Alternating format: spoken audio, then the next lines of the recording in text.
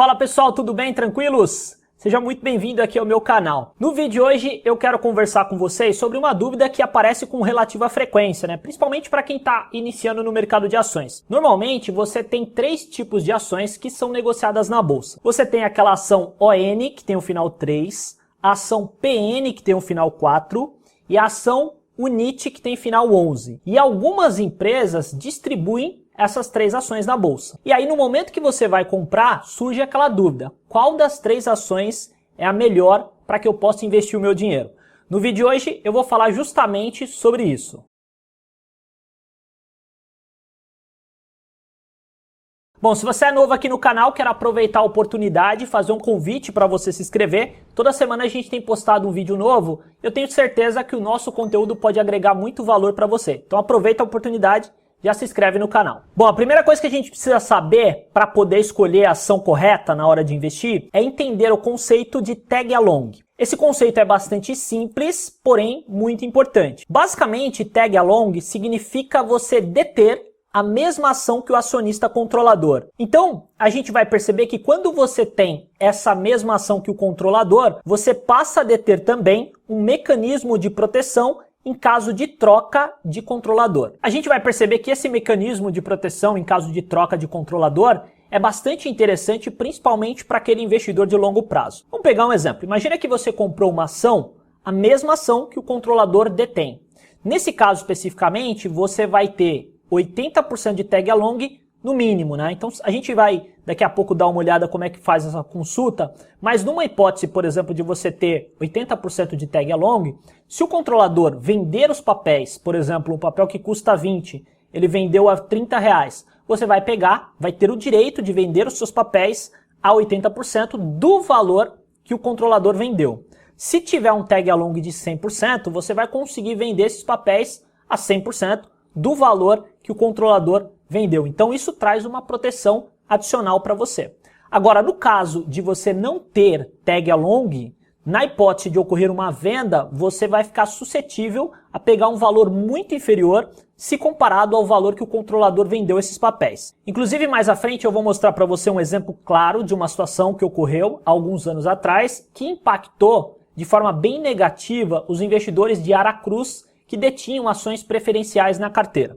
Bom, agora que a gente viu como é que funciona essa questão do tag along, você pode estar se perguntando o seguinte: Michel, como é que eu faço para fazer uma consulta para saber se a empresa detém o tag along ou não? Bom, para fazer isso é bastante simples. Você pode vir aqui no site, que eu vou deixar o link aqui embaixo.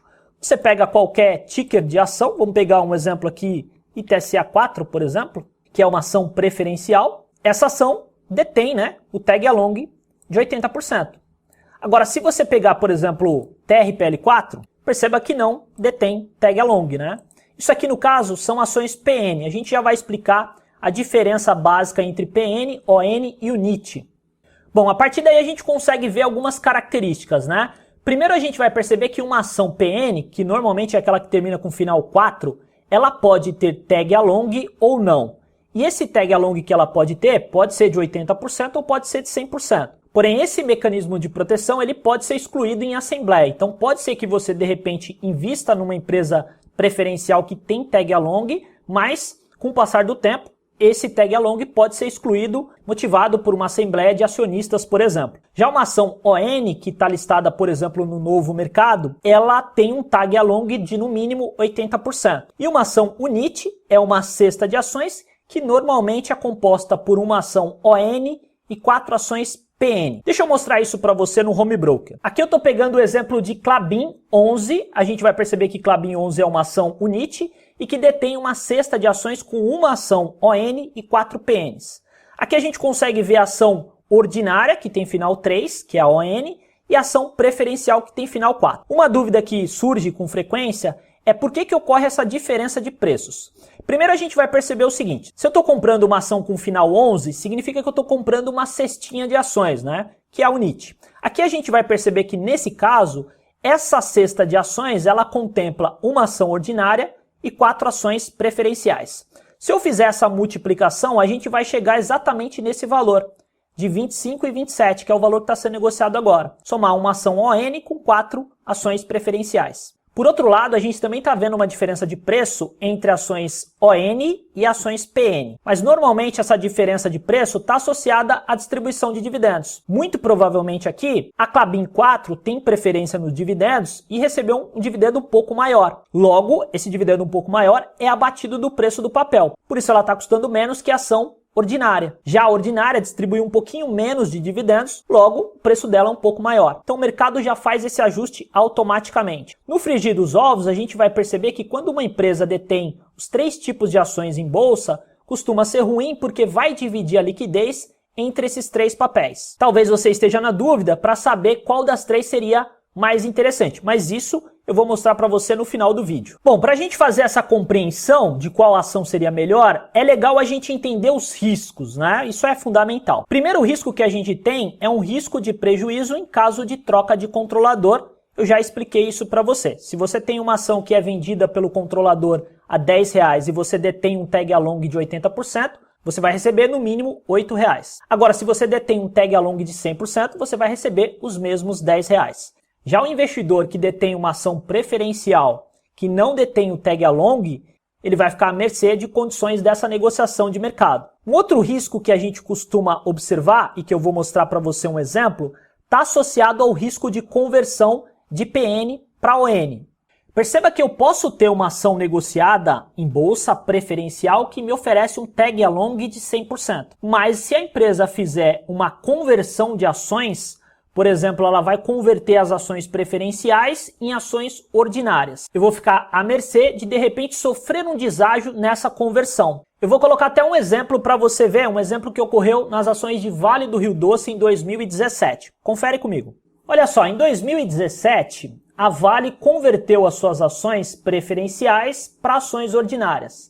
Nesse caso, o fator de conversão foi 0,93%. Logo, aquele investidor que detinha ações preferenciais passou a deter ações ordinárias, mas sofreu um deságio de praticamente 8%. Então esse é o risco que está associado a você deter ações preferenciais. Caso essa empresa queira participar, por exemplo, do segmento de novo mercado, ela vai fazer essa conversão obrigatoriamente e você vai ficar à mercê de repente, sofrer um deságio nessa posição. Ah, e aqui tem um detalhe, né? Talvez você possa estar pensando que esse deságio ocorreu por alguma questão relacionada a dividendos, mas nesse exemplo prático isso não aconteceu. No caso, na época, as ações de Vale, tanto preferenciais quanto ordinárias, distribuíam o mesmo percentual de dividendos. Então aqui, de fato, o investidor que tinha ações preferenciais sofreu um deságio de praticamente 8% nessa conversão. Bom, e aí você pode estar se perguntando se de repente é possível eliminar esse risco.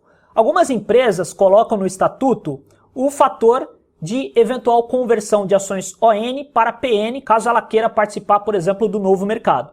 E aí esse fator de conversão pode ser 1 para 1, né? Para cada ação preferencial você teria uma ação ordinária. No caso de Vale, por exemplo, a gente percebeu que não. Para cada ação preferencial você teria 0,93 ações. E aí você tem que olhar no estatuto da companhia, nem sempre essa informação está muito clara, né? Bom, outro risco que pode ocorrer quando você detém ações PN sem o tag along, por exemplo, é o risco de descorrelação em relação às ações ON atrelado a um prêmio de aquisição.